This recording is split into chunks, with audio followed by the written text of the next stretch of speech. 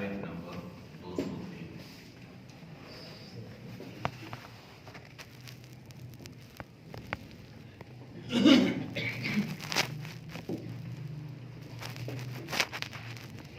أعوذ بالله من الشيطان الرجيم،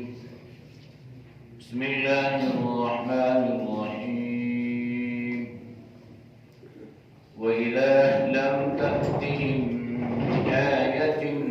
قالوا لولا اجتبيتها قل إنما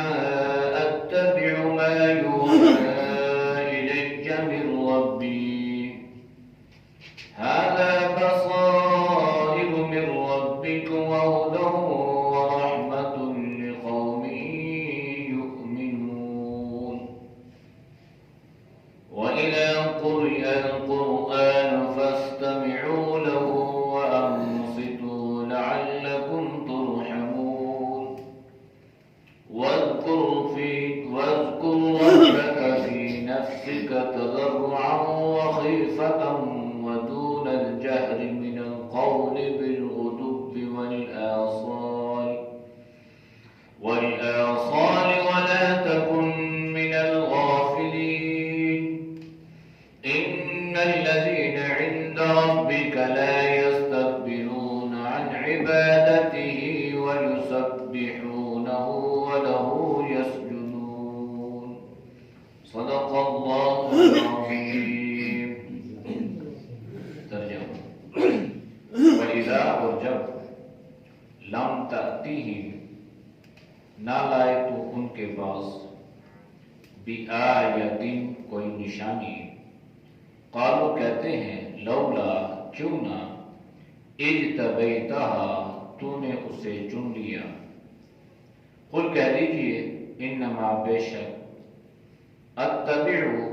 میں اتباع کرتا ہوں، ما یوحا، جو وحی کی جاتی ہے، الیہ، مجھ پر، من ربی، میرے رب کی طرف سے، ھذا بصائر، یہ بصیرت ہے، من ربکم، تمہارے رب کی طرف سے، وہدی، اور ہدایت ہے، ورحمت، اور رحمت ہے، لقوم یؤمنون، ایمان والوں کے لیے، وَإِذَا قُرِئَ، اور جب پڑھا جائے، القرآن، قرآن، فَاسْتَمِعُوا لَهُ، پس سنو اس کو غور سے، وَأَنصِتُوا، اور خاموش رہو، لَعَلَّكُمْ تُرْحَمُونَ، تاکہ تم پر رحم کیا جائے، وَاذْكُرْ، اور یاد کرو، رَبَّكَ، اپنے رب کو، فی نفسک، اپنے جی میں، تضرعا، گر گڑا کر، وخیفتاً، اور آہستہ، ودون الجہر، اور نہ کہ اونچی، من القول، آواز سے، بالغدو، صبح، والآصال، اور شام، ولا تکن من الغافلین،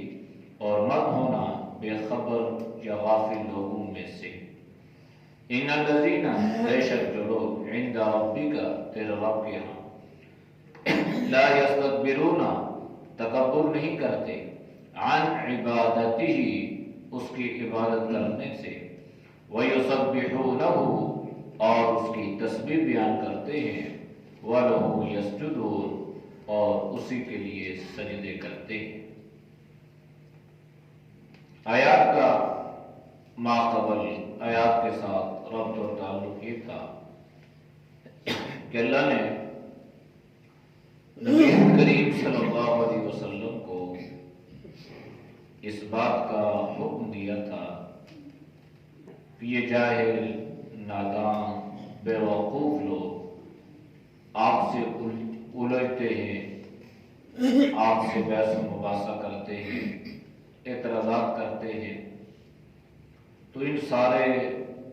بحث و مباحثہ، اعتراضات، چھیڑ چھاڑ کا حاصل یہ ہے کہ آپ خاموشی اختیار کرتے ہوئے ان سارے معاملات سے درگزر کریں، اعراض کریں، چونکہ یہ جو شیطان ہے یہ انسان کے رگ و ریشے میں خون کی طرح دوڑتا ہے، اور یہ وسوسے پیدا کرتا ہے، خیالات پیدا کرتا ہے اور لوگوں کو گمراہی کی طرف کھینچ کر لے جاتا ہے۔ تو لہذا اس سارے معاملے میں اللہ کی پناہ بہت ضروری ہے اگر کوئی آدمی اپنا ایمان اور اپنے اعمال کی حفاظت کرنا چاہتا ہے۔ آج کے یاد میں اللہ نے نبی علیہ الصلوۃ والسلام پر ہر وقت اعتراضات ہی اعتراضات تھے، تو اللہ بعض اعتراضات کا جواب دینا مناسب سمجھتا تھا تو اللہ اعتراض کا جواب بھی دیتا۔ اعتراض یہ تھا کہ جب جناب نبی کریم صلی اللہ علیہ وسلم پر وحی کے اترنے میں تاخیر ہو جاتی ہے، کئی مرتبہ ہوئی بھی اور کئی مرتبہ بہت اس اعتبار سے آپ کو تانے بھی دیے گئے اور کہنے والوں نے یہاں تک کہا کہ آپ کو آپ کے رب نے چھوڑ دیا ہے۔ قرآن کریم نے مختلف جگہوں پر ان کے اعتراضات کی تردید فرمائی۔ یہاں پہ جو اعتراض تھا وہ یہ تھا وَإِذَا لَمْ تَأْتِهِمْ بِآيَةٍ، جب آپ ان کے پاس کوئی آیت لے کر نہ آتے تھے تو قالوا، یہ لوگ کہتے تھے لَوْ لَجْتَبَيْتَهَا، تو نے اس کو کیوں نہ چن لیا، تم اس کو بنا لیتا، تو اس کو خود کاٹ لیتا۔ یہ جو بھی آیتن ہے اس سے مراد جو چیزیں ہیں، یا تو اس سے مراد قرآن کی کوئی آیت ہے، آپ صلی اللہ علیہ وسلم پر وحی اترنے میں تاخیر ہو جاتی تو یہ لوگ یہ اعتراض کرتے کہ بھائی آپ پر وحی نہیں اتری تو آپ خود کوئی آیت بنا کے پیش کر دو۔ تو اس طرح کی گندی سوچ اور گندی ذہنیت والے لوگ آپ صلی اللہ علیہ وسلم کے بارے میں یہ خیال کرتے تھے کہ یہ جو آیات پیش کرتا ہے یہ خود ہی کرتا ہے، خود ہی تلاش لیتا ہے، تو اس اعتبار سے وہ کہتے اجتبیتا، تو چن لے،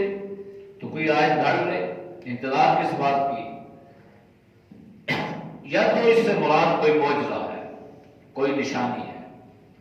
تو یہ لوگ بھی آپ صلی اللہ علیہ وسلم کو ہر وقت من مانیاں، ڈیمانڈ اور فرمائشیں یہ کرتے تھے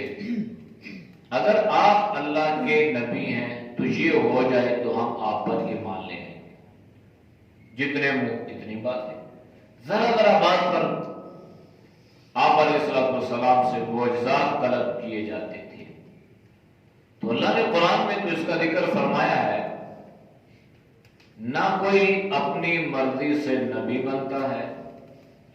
نہ کسی پر اپنی مرضی سے وحی اترتی ہے،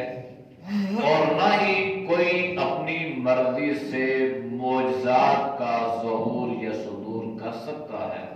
تو اللہ کی مرضی ہے، جب اللہ چاہے تو معجزہ انبیاء کو عطا کر دیتا ہے۔ تو معجزات سے انسان دھوکہ نہ کھائے۔ حضرت عیسیٰ علیہ السلام کو اللہ نے معجزہ عطا فرمایا تو بجائے یہ کہ لوگ اس سے ہدایت حاصل کرتے اور حضرت عیسیٰ کی نبوت اور رسالت پہ یقین کر لیتے، تو وہ یہ سمجھے کہ یہ تو مردوں کو زندہ کرتا ہے، لہذا یہ تو نبی ہے، یہ تو اللہ کا بیٹا ہے، اس کو تو اللہ نے اتنی عظمت عطا فرمائی ہے۔ تو اسی طرح بعض لوگ بزرگان دین کی جو کرامات ہوتی ہیں ان سے دھوکے میں مبتلا ہو جاتے ہیں اور ان کی تعلیمات سے ہٹ کر گویا ان کی پرست شروع ہو جاتی ہے۔ وہ اتنی اہمیت اللہ اور اللہ کے رسول کو نہیں دیتے جتنی اہمیت اس صاحب کرامت بزرگ کو دیتے۔ حالانکہ بزرگوں کی اپنی تعلیم تو یہ نہیں ہوتی، جتنے بھی اللہ کے، وہ اللہ کا ولی بنتا ہی اس لیے ہے کہ وہ اللہ کے احکامات پہ عمل کرتا ہے۔ وہ کون سا اللہ کا ولی ہے جو یہ کہے کہ تم اللہ اور اللہ کے رسول کو چھوڑ کے جو میں کہوں تم وہ کرتے ہو؟ وہ ولی تو نہیں ہے، وہ تو شیطان ہے۔ تو چاہے وہ کرامات ہوں تو انسان کے اپنے بس یہ اختیار میں نہیں ہے، چاہے وہ معجزات ہوں تو وہ بھی انسان کے اپنے بس اور اختیار میں نہیں ہے۔ اللہ کی مرضی جب چاہے اللہ نبی کو معجزہ عطا کر دے، اللہ کی مرضی جب چاہے اللہ اپنے ولی کو،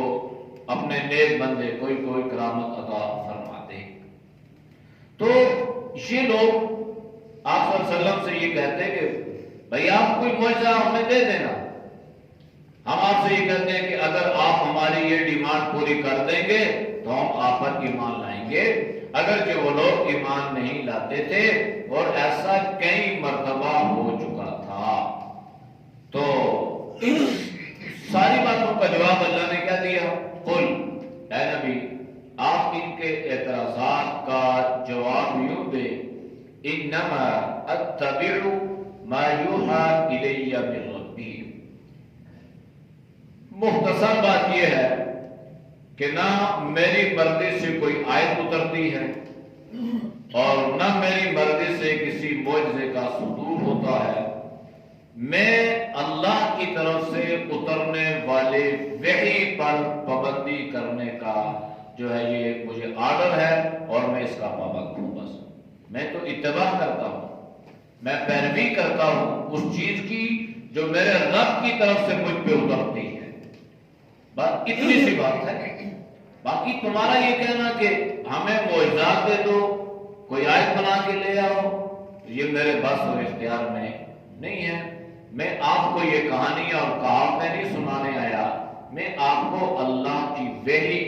اللہ کے احکامات بتانے آیا ہوں، اور وہ بتاتا ہوں جو میرے اوپر اترتے ہیں اللہ کی طرف سے، ورنہ میں اپنی ذات کے حوالے سے بھی آپ کے سامنے یہ ساری چیزیں بیان نہیں کرتا، وحی کو آپ کے سامنے رکھتا ہوں۔ ھذا بصائر من ربکم، بصائر لفظ بصر دیکھنا، بصیرت، تو دل کے دیکھنے کو بصیرت کہتے ہیں اور آنکھ کے دیکھنے کو بصارت کہتے ہیں۔ ایک آنکھ کی روشنی ہے نا، ایک دل کی روشنی ہے۔ تو صحابہ نے جب نبی کریم صلی اللہ علیہ وسلم کو دل کی روشنی سے دیکھا تو اللہ نے ان کو صاحب بصیرت بھی بنایا، ایمان کی دولت بھی اللہ نے انہیں عطا فرمائی۔ اور جب انسان صرف جو ہے وہ آنکھ کی روشنی سے دیکھتا ہے تو وہ حقائق کی دنیا تک بسا اوقات نہیں پہنچ پاتا، ورنہ ایسا بھی ہوا کہ جنہوں نے ظاہری آنکھوں سے آپ صلی اللہ علیہ وسلم کو دیکھا تو وہ اس نتیجے پر پہنچے کہ یہ جو چہرہ نظر آ رہا ہے، یہ جو شکل و صورت نظر آ رہی ہے، یہ جو حسن و جمال کا پہتر ہے، یہ عام انسان نہیں ہو سکتا۔ اتنا حسن و جمال، یہ وجاہت، یہ خوبصورتی اللہ اپنے خاص بندے ہی کو عطا فرماتے ہیں، تو جو خاص ہوگا وہ نبی ہو۔ تو ھذا بصائر من ربکم، یہ بصیرت ہے تمہارے رب کی طرف سے قرآن کریم۔ اگر اس کو صحیح طور پہ دل کی آنکھیں کھول کر، کانوں کی کھڑکیاں کھول کر انسان اس کو پڑھے، اس کی تلاوت کرے، اس کو سمجھے، تو اللہ اس قرآن کو اس کے لیے ہدایت کا ذریعہ بناتے ہیں۔ ورنہ بہت سارے لوگ گمراہ بھی ہو جاتے ہیں، یضل بہ کثیرا ویہدی بہ کثیرا وما یضل بہ الا الفاسقین۔ گمراہ وہ ہوگا جو کانوں کی کھڑکی نہیں کھولے گا اور دل کی بصیرت سے کام نہیں لے گا تو وہ تو گمراہ ہو جائے گا، اور جو صاحب بصیرت ہوگا اللہ اس قرآن کو اس کے لیے ہدایت کا ذریعہ بنائیں گے۔ وَهُدًى ہدایت بھی ہے، وَرَحْمَةٌ اور باعث رحمت بھی ہے قرآن کریم، یعنی آپ پڑھیں گے تو ہدایت کی دولت اللہ عطا فرمائے گا، آپ اس کی تلاوت کریں گے تو قرآن کریم آپ کے لیے رحمت کا ذریعہ بن جائے گا ایمان والوں کے لیے۔ تو یہ تین بنیادی چیزیں اللہ نے قرآن کریم کے حوالے سے بیان کر دی ہیں کہ اس میں اللہ نے یہ طاقت رکھی ہے کہ جو اس قرآن کے ساتھ اپنا رشتہ اپنا تعلق مضبوط رکھے گا اللہ اسے بصیرت بھی یعنی دل کی روشنی بھی عطا فرمائیں گے، اللہ اس کو ہدایت بھی عطا فرمائیں گے اور اللہ اس قرآن کو اس کے لیے باعث رحمت بھی بنائیں گے۔ اور اگر بالفرض اس سے منہ موڑ لیا، اس سے اعراض کیا، اسے پس پش ڈال دیا اور اسے مردوں کی کتاب سمجھ کر صرف اپنے مرنے والوں کے لیے پڑھنا شروع کر دیا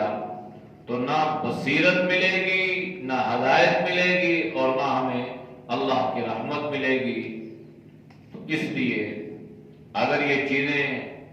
حاصل کرنی ہے تو اللہ نے آسان سی چیز بتلا دی ہے اور وہ یہ ہے کہ اللہ کے قرآن کے ساتھ، اللہ کے کلام کے ساتھ اپنا تعلق مضبوط رکھو گے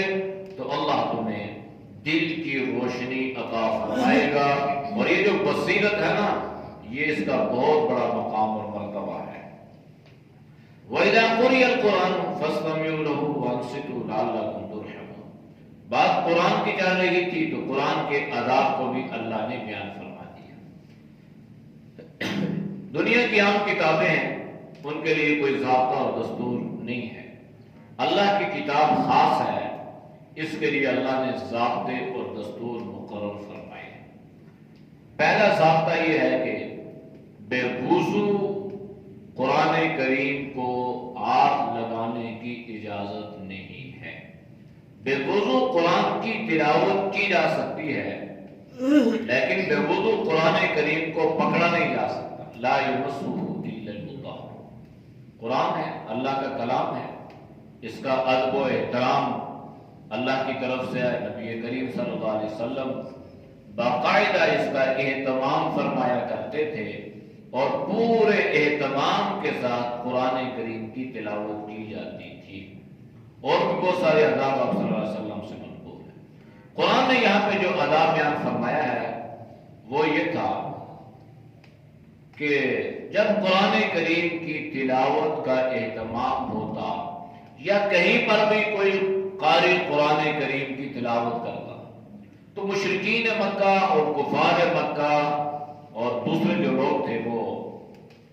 یہ کہتے کہ بھائی اتنا شور شرابہ کرو، اتنا ہلا گلا کرو کہ کسی کے کانوں میں قرآن کی آواز نہ جائے، اس لیے کہ جس کے کانوں میں قرآن کی آواز جائے گی یہ اس پہ اثر کرے گا اور یہ قرآن والا بن جائے گا۔ لہذا اللہ نے ضابطہ یہ بیان کیا کہ جب قرآن کریم کو پڑھا جائے، جب کوئی قرآن کریم کو پڑھ رہا ہو، اس کی تلاوت کر رہا ہو تو فَاسْتَمِعُوا لَهُ، تو اسے کیا سنو، اسے غور سے سنو، استمتاع۔ فَاسْتَمِعُوا یعنی اسے توجہ کے ساتھ سنو، اسے غور کے ساتھ سنو۔ اور دوسری چیز یہ ہے وَأَنصِتُوا، توجہ کے ساتھ سنو بھی، پورا دھیان قرآن پڑھنے والے کی طرف، اور خاموش بھی رہو۔ یہ نہیں ہے قرآن پڑھنے والا قرآن پڑھ رہا ہے اور انسان بات چیت میں مصروف ہے، یہ شور شرابہ کر رہا ہے۔ اللہ نے فرمایا نہیں، وَأَنصِتُوا، اور خاموش رہو۔ یہ دو چیزیں جب انسان قرآن کریم کے بارے میں کر لے گا، ایک تو توجہ کے ساتھ غور سے کان لگا کر سنے گا، اور دوسرا خاموشی سے سنے گا، خاموش رہے گا، چپ رہے گا، تو اس کے نتیجے میں لعلکم ترحمون، ان پر اللہ کی رحمتوں کا نزول ہوگا۔ تو معمولی سی محنت ہے نا، قرآن پڑھا جا رہا ہے، بندہ اس نہیں جیسے کہ اللہ کا کلام ہے، جتنا سننا ہے تھوڑا سنو، زیادہ سنو، لیکن جب سنو تو ان دو چیزوں کو ملوط خاطر رکھو، ایک تو پوری توجہ کے ساتھ اور دوسرا خاموشی کے ساتھ۔ اب یہ جو آیت ہے نا، اس آیت میں لمبی چوڑی تفصیل ہے، اور وہ تفصیل اس اعتبار سے ہے کہ جب امام نماز کی حالت میں سورۃ فاتحہ قرآن کریم پڑھ رہا ہو تو اس کے پیچھے فاتحہ پڑھنی، اس کی شرعاً کیا نوعیت ہے، یہ انشاءاللہ تفصیلی بیان ہے، اور اس پر تفصیلی بحث انشاءاللہ ہفتے والے دن کروں گا، یہ آپ کے ذہن میں رہے گی۔ وَاذْكُرْ رَبَّكَ، اور یاد کرو اپنے رب کو، فی نفسی کا، اپنے جی میں، تضرعاً گڑ گڑا کے، وخیفتاً اور آہستہ، یعنی گڑ گڑانے سے مراد یہ ہے کہ رو، اللہ کے سامنے دست دراز کرو، عجز کے ساتھ، انکساری کے ساتھ اللہ سے مانگو، اور آہستہ آواز میں مانگو۔ پیچھے دعا کا بیان ہو چکا ہے کہ اللہ نے تضرعاً خُذُوا رَبَّكُمْ تضرعاً وخفیہ،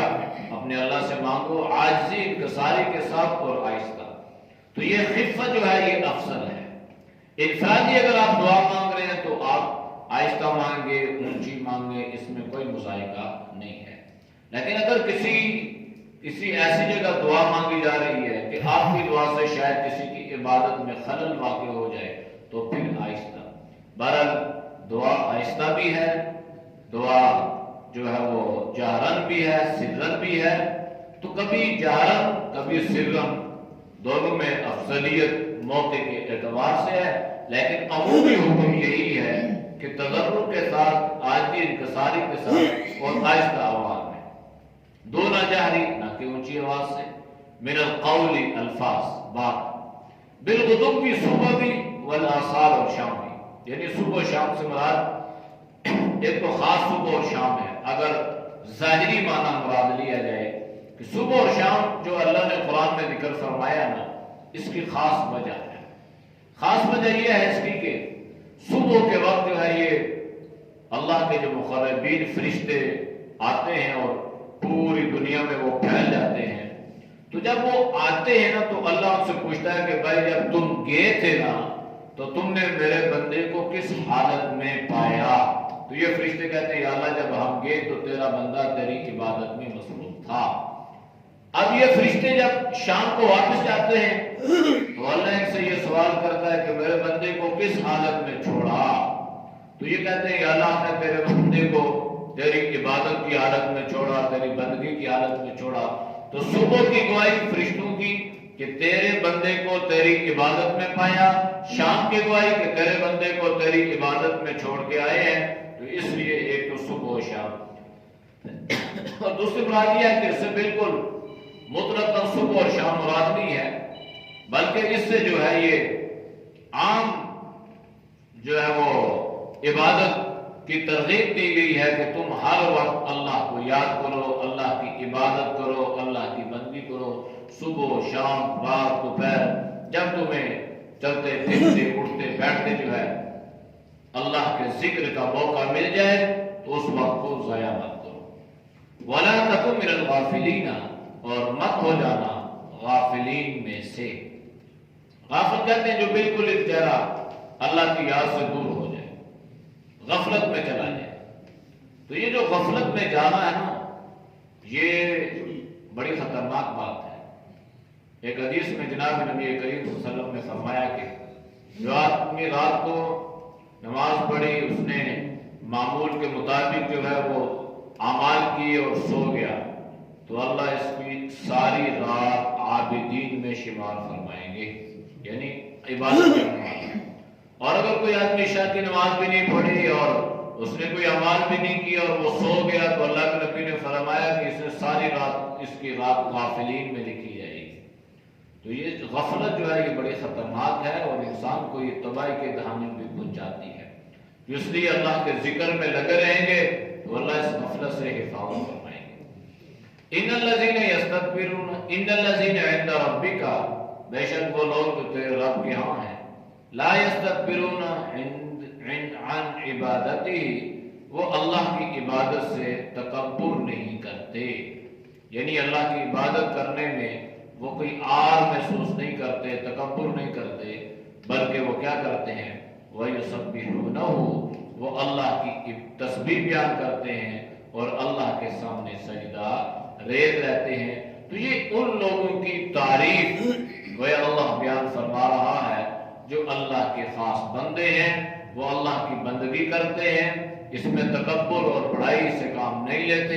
نمود و نماش ریاکاری سے وہ اپنے آپ کو بچاتے ہیں اور اللہ کی تسبیحات کرتے رہتے ہیں، اور جب انہیں موقع ملتا ہے تو وہ سجدہ ریز ہو جاتے ہیں۔ یہ پہلی آیت ہے جو سجدہ تلاوت ہے۔ نماز کی حالت میں ہو تب آپ ویسے تلاوت کریں تب، لیکن یہ ذہن میں رہے کہ ایک مجلس میں بیٹھ کر اگر اس آیت کو آپ 10 مرتبہ بھی پڑھیں گے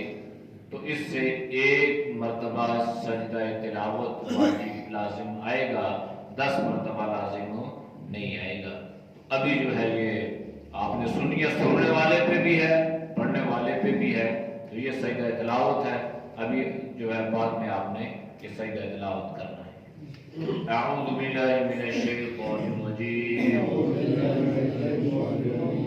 بسم اللہ الرحمن الرحیم، وَإِذَا لَمْ تَأْتِهِمْ بِآيَةٍ قَالُوا لَوْلَا اجْتَبَيْتَهَا قُلْ إِنَّمَا أَتَّبِعُ مَا يُوحَى إِلَيَّ مِنْ رَبِّي هَذَا بَصَائِرُ مِنْ رَبِّكُمْ وَهُدًى وَرَحْمَةٌ لِقَوْمٍ يُؤْمِنُونَ وَإِذَا قُرِئَ الْقُرْآنُ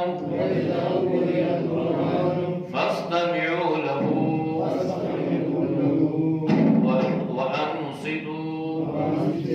لَعَلَّكُمْ تُرْحَمُونَ وَاذْكُرْ رَبَّكَ فِي نَفْسِكَ تَضَرُّعًا وَخِيفَةً وَدُونَ الْجَهْرِ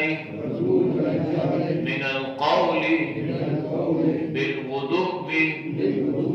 وَالْآصَالِ وَلَا تَكُن مِنَ الْغَافِلِينَ إِنَّ الَّذِينَ عِندَ رَبِّكَ لَا يَسْتَكْبِرُونَ عَنْ عِبَادَتِهِ وَيُسَبِّحُونَهُ وَلَهُ يَسْجُدُونَ۔ صدق اللہ۔ الحمد للہ والعاقبۃ للمتقین والصلاۃ والسلام علی خیر خلق محمد وعلی آلہ وصحبہ اجمعین۔ یا اللہ ہم سب کے صغیر کبیرہ گناہوں کو معاف فرما، گناہوں سے حفاظت فرما، یا ارحم الراحمین علم اور عمل والدین بھی نصیب فرما، یا اللہ ہر طرح کی جہالتوں سے، حماقتوں سے، یا اللہ شرک و بدعت سے، رسومات و خرافات سے اللہ تو پوری امت کی حفاظت فرما، یا اللہ قرآن کریم کے ساتھ ہم سب کے رشتے کو مضبوط بنا، یا اللہ اس کے آداب، اس کے حقوق ادا کرنے کی توفیق نصیب فرما، یا اللہ اس کو ہم سب کی ہدایت کا ذریعہ بنا، آخرت میں یا اللہ ہم سب کی بخشش اور مغفرت کا ذریعہ بنانا۔ وصلی اللہ تعالی علی خیر خلق محمد وعلی آلہ وصحبہ اجمعین برحمتک یا ارحم